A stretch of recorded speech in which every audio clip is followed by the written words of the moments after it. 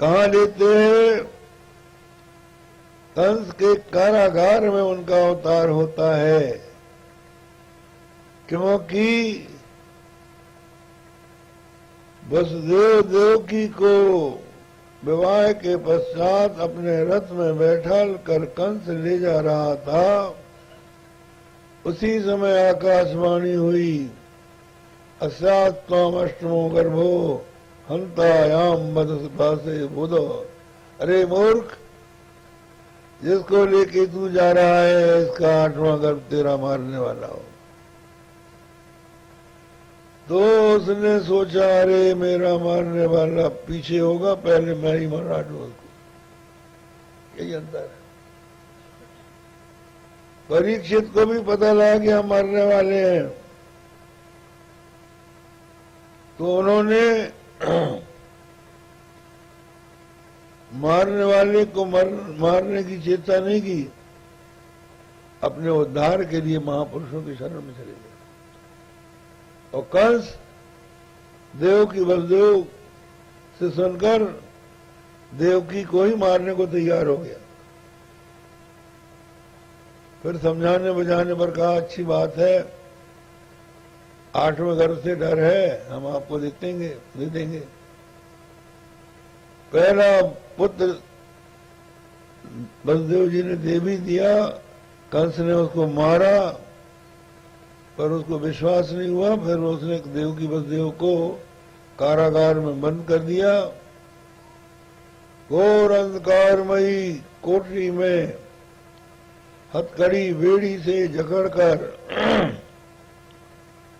और वज्र के बाण बंद करके पहरेदार बिठा दिए। मेरा मारने वाला यदि उत्पन्न होता है, उत्पन्न होते ही मैं गला घोंट दूंगा, मैं उसको मार डालूंगा। ये सोचा था कंस ने, लेकिन परमात्मा ने वहां अवतार ले लिया। आद्यस्त जन्म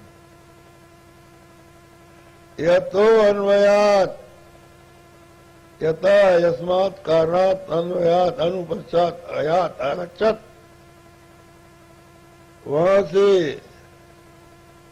भगवान श्री कृष्ण चल देते हैं।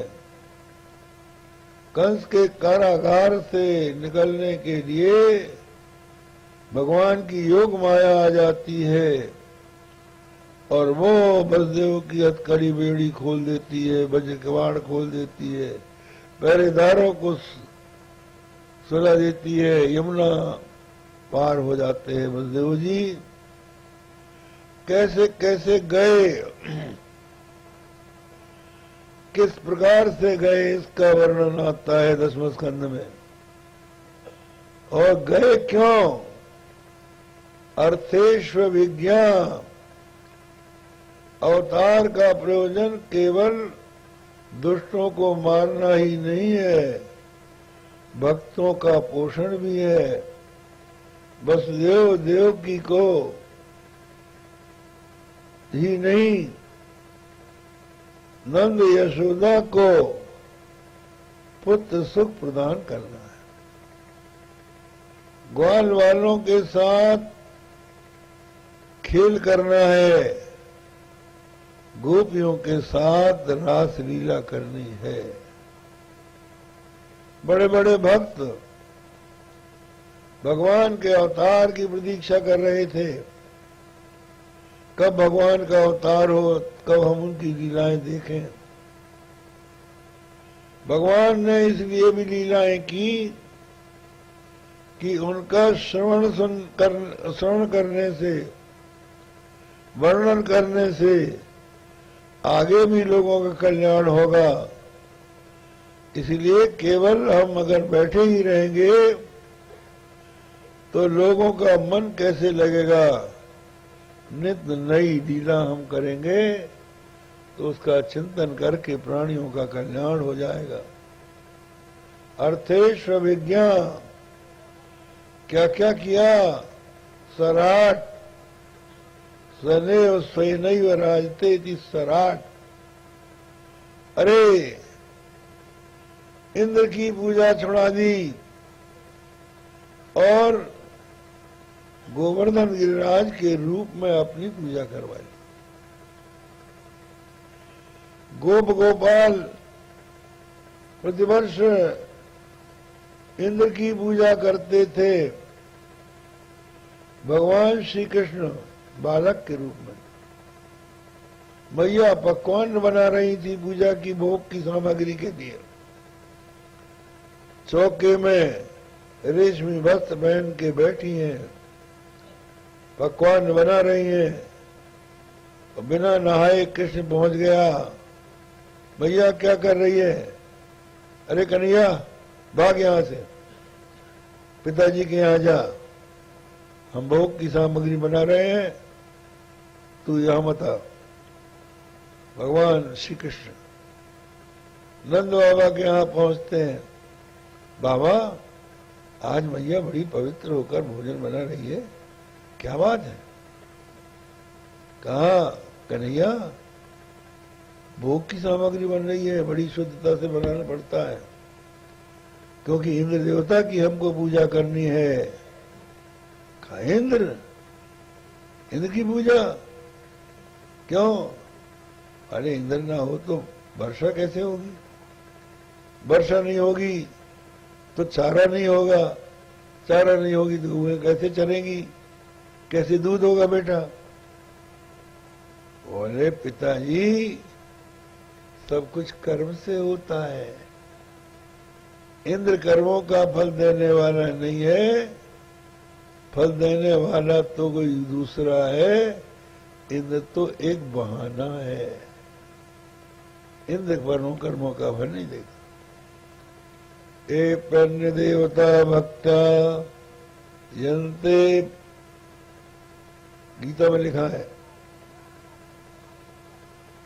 कहते हैं यो यो याम्याम तनुम भक्त्या श्रद्धयार्चितुमिच्छति तस्याचलाम श्रद्धाम तामेव अभिधाम्यहम सतया श्रद्धया युक्ता तस्य आराधनम मिच्छते लवते च ततः कामान मयैव विहितानि तान्।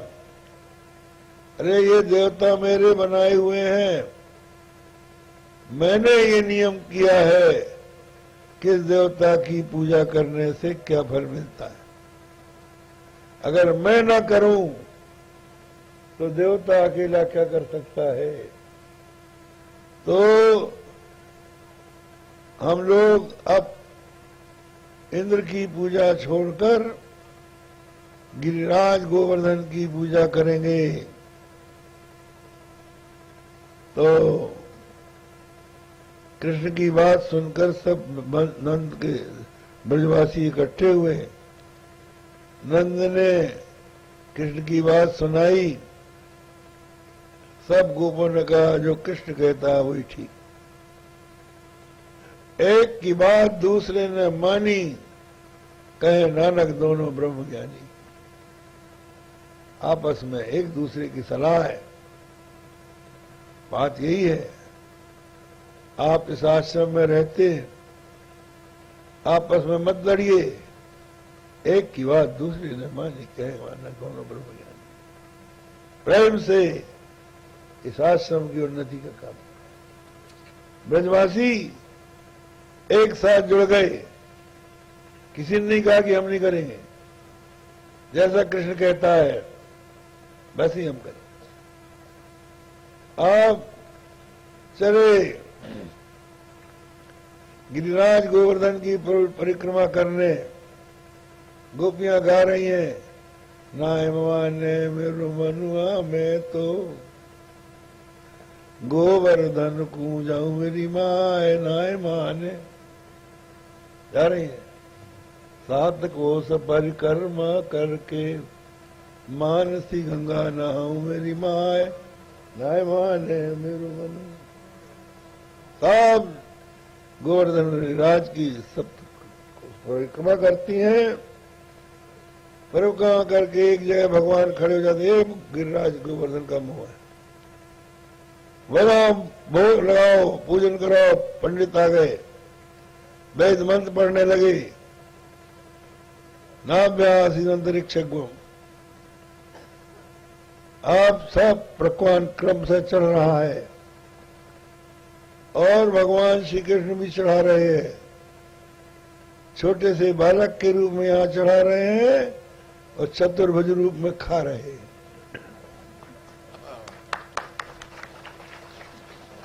और कहते हैं, अरे नंद, तेरी भक्ति से बड़ा प्रसन्न हो रहा हूं, मांग वरदान, मेरा बेटा सुखी रहे।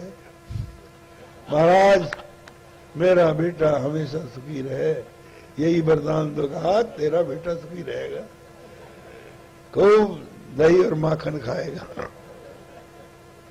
ये हो रहा है। तो सराट इंद्र की पूजा छुड़ा के अपनी गिरिराज गोवर्धन की पूजा कराई।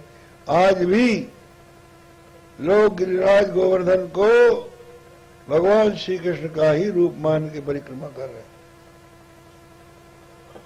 तेने ब्रह्म हृदय आदि कवये मुह्यन्ति सूरयः। अरे ब्रह्मा को मोह हो गया, ग्वाल बालों के साथ कृष्ण खा रहे हैं, खिला रहे हैं। कोई ग्वाल बाल आके कहता है, देख कृष्ण कन्हैया, मेरा दही कितना मीठा है। हाँ भाई, बहुत मीठा। दूसरा कहा, रहे मेरा देख, मुंह बनाया तेरा तो खट्टा है। इस तरह से हंस रहे, हंसा रहे हैं। विधि अविधि हो रही है। भगवान को खिलाया जाता है कि झूठा खिलाया जाता है? लेकिन यहां इस प्रकार का विचार नहीं है। ब्रह्मा देखने आए, परीक्षा लेने के लिए उन्होंने बछड़ों को गायब कर दिया और ग्वाल बालों को गायब कर दिया। तो भगवान श्री कृष्ण स्वयं ग्वाल बाल और बछड़ा बन के साल भर तक अपने आप को अपने द्वारा चलाते रहे। ये भगवान की लीला। तो भगवान ने वहां क्या किया? तेने ब्रह्म हृदय आदि कवये। भगवान ने ब्रह्मा को बताया कि कैसे मैं एक होकर अनेक हो जाता हूं। एक परमात्मा ही अनेक हो गए। मुह्यन्ति सूरयः तेजो वारी मृदाम यथा विनिमयो। भगवान श्री कृष्ण के ने काली नाग को निकाला, यमुना के जल को शुद्ध किया, तो वारी का विनिमय हुआ। और रात को वहीं सब सो गए। दावानल आ गया सबको जलाने के लिए, तो अग्नि का पान करके तेज का भक्षण कर लिया, तेजो वारी। और एक दिन मिट्टी खा ली। तो जैसे ही भगवान ने ब्रज की मिट्टी खाई, क्यों खा ली? भगवान के पेट में अनेकों ब्रह्मांड हैं। उन ब्रह्मांडों में रहने वाले जीवों ने कहा कि जिस पवित्र भूमि में आप विचरण कर रहे हैं, अरे हमको वहां की धूल तो दे दो। जिस भूमि की धूल के लिए ब्रह्मा तरसता है, उद्धव तरसता है, भगवान ने वही धूली उठाकर मुंह में डाली। लो भाई, सप्लाई कर दिया। तुम भी उसके भागी बनो। भगवान के चरणों की धूली क्या है? वो भगवान के चरण कमल है। उस कमल का पराग है। उस पराग में भगवान का जो स्नेह है, वो मकरंद है, उसका पान। तो योगी जन उसी का पान करने के लिए भगवान के चरण कमलों का स्मरण करते हैं। विहाय पीयूष रसम मुनीश्वरा ममांग्रिराजीव रसम पिबन्ति किम। कहते हैं भगवान का एक स्वरूप है बाल मुकुंद। बाल मुकुंद भगवान क्या कर रहे हैं? अपने दाहिने हाथ से दाहिने पैर को उठाकर अंगूठे को मुंह में डालकर उसको चूस रहे हैं। बट वृक्ष के पत्ते में बैठे हैं। क्या बात! कवि ने इस पर कल्पना की है कि बड़े बड़े मुनीश्वर अमृत रस का त्याग करके मेरे चरण कमलों के रस का पान करने के लिए सदा क्यों लगे रहते हैं। पद राजीव वर्ण नहीं जाई मुनि मन मधु बसत जन्माही। तो मैं भी तो देख लूं। तो मानो इसी भावना से भगवान अपने चरण को मुंह में डाल के देख रहे हैं। तो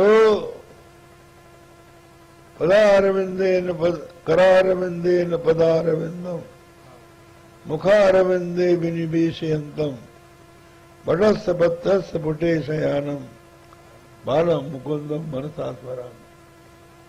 मिट्टी खाली। अरे भाई, क्यों आप संसार में अवतार लेते हो? कोई अगर पूछे तो हमें कोई बहाना चाहिए कि भाई हमने इसको अपनाया है। अंगीकृतम सुकृतिन परिपालयन्ति।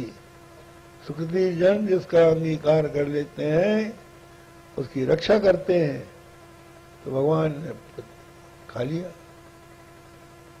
मिट्टी खाई और गोपाल बालों ने जाकर चुगली लगाई। यशोदा तेरे लाला ने माटी खाई। यशोदा तेरे बेटे ने आज मिट्टी खाई है। एकदा कहते हैं एक दिन की बात है, यशोदा जी कोई अपने काम में लगी थी। गोपाल बालकों ने आकर कहा, मैया आज तेरे लाडले लाल ने माटी खाई है। अरे मिट्टी खाई है। हाथ में छड़ी लेकर जहां कृष्ण मिट्टी खा रहे थे वहां पहुंची और कृष्ण के दोनों हाथ एक हाथ से पकड़कर दाहिने हाथ से लाठी उठाई। कहने कस्मान मृदवदांतात्मन। अरे अदांतात्मन, चटोरे, तूने मिट्टी क्यों खाई? लोग क्या कहेंगे कि इसको खाने नहीं देती है तो बेचारा मिट्टी से पेट भरता है। मेरे ऊपर तू दोष लगाएगा? और मन में भावना यह है कि मिट्टी में क्या क्या है, पेट में जाने से कौन सा विकार हो जाएगा मेरे बेटे को। अभी डांट दूंगी तो आगे नहीं खाएगा।